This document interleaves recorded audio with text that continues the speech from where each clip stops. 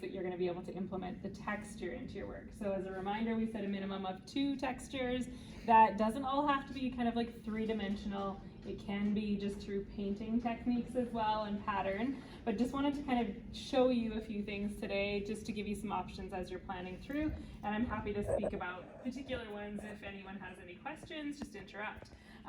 So the first is kind of implementing like found objects into your work. So one thing that's really good is just like paper or cardboard. This is just a piece of corrugated cardboard. I ripped kind of part of the top off. I put this one down this morning. So the one thing that when you're incorporating any papers or things like that into your work is you just want to make sure that you're putting a layer of gesso, that's what this is called, on top. So canvases typically come and they're already all white, so they already have a layer of gesso on them. If you look at the back side, this is kind of what the unprimed or the raw canvas is going to look like. It just has a little bit of a different texture, and the gesso actually acts as almost as like a preservative for the canvas. So it's going to give you a little bit more of a smooth base, and it also just takes kind of it down to a white layer, but it's going to make it so your paintings last for many, many years. So if you're adding mixed media elements, that can take some of the archival properties, which makes it so it doesn't maybe last as long, but if you put the gesso on top, it's pretty good. You can also add just extra gesso onto your canvas, which will just change the texture a little bit. So this is a section that I just put some more gesso on top. You guys can come feel it later, feel like the regular canvas, and then the section that has the gesso, it'll make it a lot more smooth. So you can feel free to just even add some more onto your canvases if you want to have a bit more of a smooth surface versus like the one that has a tooth in it. So you can use like a white glue, you can use matte medium, or you can just kind of use the gesso to stick it in. I would just put a couple layers on top, so it'll take a bit of time to dry, but you could kind of layer that in. So this is a really good kind of collage element. I know I've been speaking with some people about some of the ideas that you have, and if you're wanting to do something that's kind of a bit more of emotional, even some of the writing that we've been encouraging you to do, you can always, write some text down on a piece of paper and even include that as like a collage element into your work with some of your own handwriting, or print something off and have kind of text pop through. So you really just want to put a couple layers. So first of all, this is going to take the cardboard, so it's not just kind of the brown color. It's going to give you that, and then putting the gesso on top is also just going to make it so your paint isn't like saturating it. It's going to become really soggy. So you want to do a couple layers, just let it dry in between. Like I said, probably a bit of glue or some medium, but to keep it attached, but that's kind of how you would do that. Other things that you can use, and I know Ms. Martin has been collecting some, are like avocado bags, things like that. You can cut it, add a mesh in, glue it in, add a medium. I brought in this little like onion bag. This one's kind of neat because you can actually, it's not knotted, so you can actually kind of like pull and move the fibers around a little bit in it, so you can kind of create some interesting textures. So with this, again, you can put the gesso over top, which would take it down to a white surface. So if you don't want to have the red element or the colored element in there, you can just put, again, the gesso over top. There's kind of the second coat there. So obviously the more you do, the more it's going to be there, but it's going to give a really interesting texture. Or you can use a medium. So this is called gel medium. I use this a lot in my paintings, so you guys probably remember from some of the pieces I brought in last week. And again, the couple I have here today, kind of these little spiky bits. Basically, this is what I use to do that. So this is a heavy medium. So you can see on my palette knife, it doesn't move. So there is also soft and medium. Some can be a little bit more liquidy and a little bit more stiff. This is really interesting. You can kind of put it on and basically almost sculpt in it. So you can really use your palette knife, you can imprint, you could take a piece of this cardboard, stamp it almost, and really come up with some interesting ways to kind of give your textured base onto your canvas. It's interesting to kind of sculpt into. You can draw with it, you can do lines. It does stay wet for quite a while, so if you don't like what you did, you can just kind of smooth it out, start over again, scrape it back into a pile like that.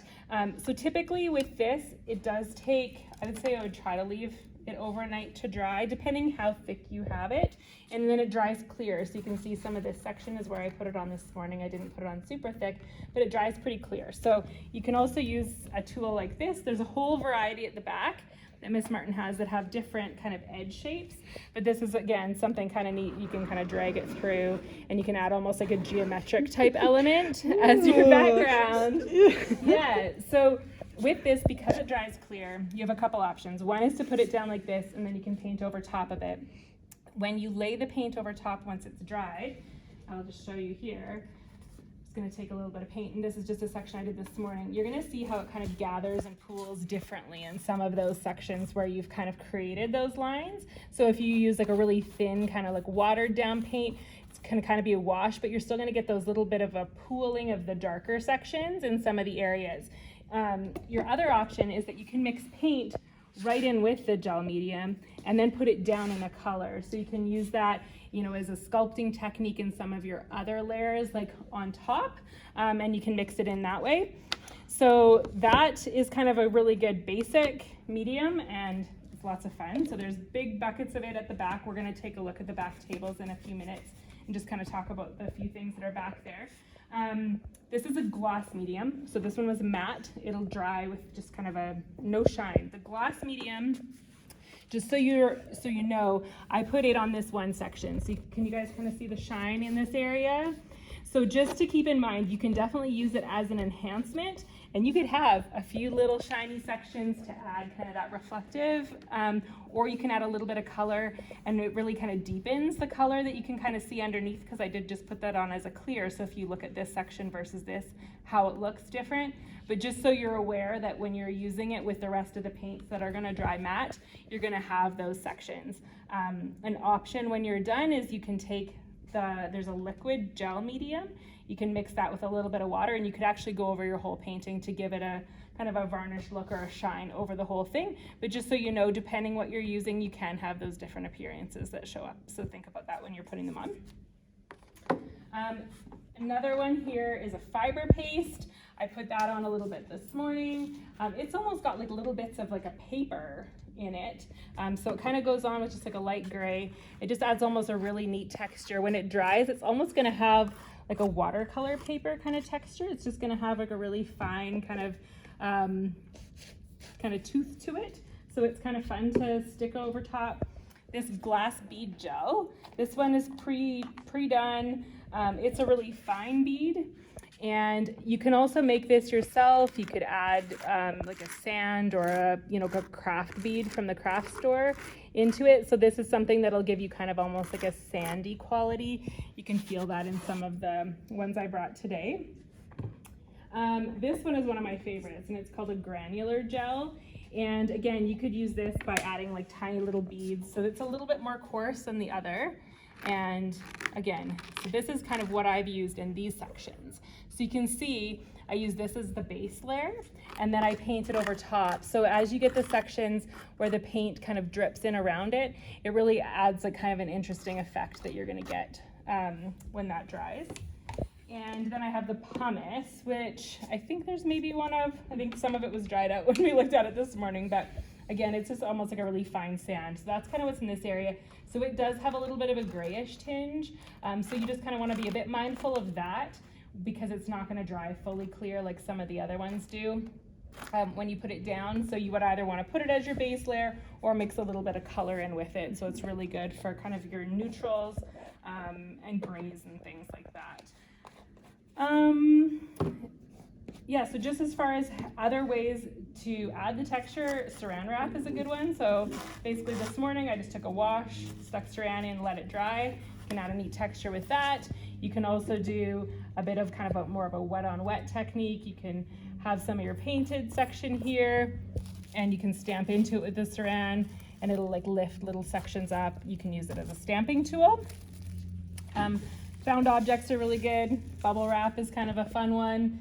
Again, you can just paint a little section here and use it as a stamp onto your area. So that's a fun way to add pattern in on all of your different layers.